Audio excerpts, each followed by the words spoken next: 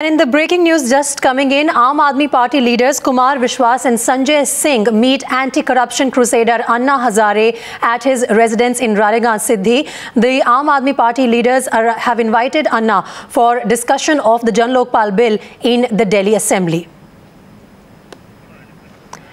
Right, so Aam Aadmi Party leaders reaching out to the anti-corruption crusader Anna Hazare, with whom they really started their journey for the Jan Lokpal bill. They have gone to Ralegaon Siddhi at his residence to invite him for a debate on the bill in the Delhi Assembly. Remember, it was tabled yesterday in the Delhi Assembly, despite a bit of protest really coming in from the BJP and Congress, who have mocked it as the Jokpal bill.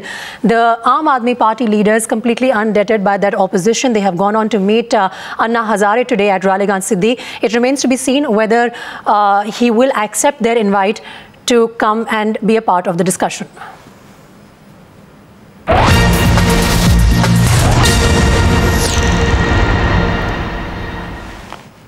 And meanwhile, the politics over Delhi government's Lokpal bill continues, with Prashant Bhushan escalating the attack.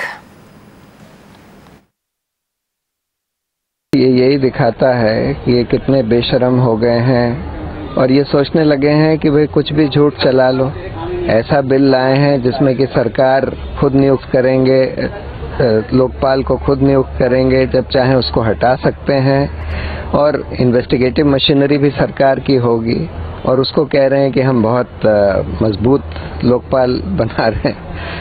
तो ये दिखा रहा है कि भाई ये लोग ये सोचते हैं कि भाई कुछ भी झूठ चला लो, कुछ भी कर लो, अब तो हम सत्ता में हैं, अब तो कोई ऑपोजिशन नहीं है। ये आम आदमी पार्टी का राजनीतिक दस्तावेज है, ना कि ये कोई सरकारी बिल है, क्योंकि इसमें कानून नियमों की धज्जियां उड़ाई गई हैं, कानून का पालन नहीं किया जा रहा है, और सिर्फ झूठी वाहवाही लूटने के लिए जनता के बीच में गुमराह करने की एक कोशिश है। हम केजरीवाल जी से अनुरोध करते हैं कि उस पर खुले मन से सदन में चर्चा करवाए। हम इसमें कुछ अमेंडमेंट लाना चाहते हैं, और अगर उन अमेंडमेंट्स को मान लिया जाता है तो हम समझते हैं कि असंवैधानिक बिल को वैधानिकता में बदला जा सकता है। वास्तविकता तो ये इसकी शुरुआत ही इन्होंने गलत तरीके से की है। इसको बाकायदा, आपको याद होगा 14 फरवरी 2014 में जब सरकार छोड़ करके चले गए थे, तब भी इन्होंने इसकी संवैधानिकता का ध्यान नहीं रखा था, और उपराज्यपाल से अनुमति के साथ और बाकी सारी कार्रवाइयां पूरी करने के बाद सदन के पटल पर लाना चाहिए था। लेकिन इन्होंने जल्दबाजी में सिर्फ इसको एक पॉलिटिकल दस्तावेज मान करके, कि इनको भी मालूम है कि जो प्रेजेंट फॉर्म है उसमें ये लागू नहीं होगा।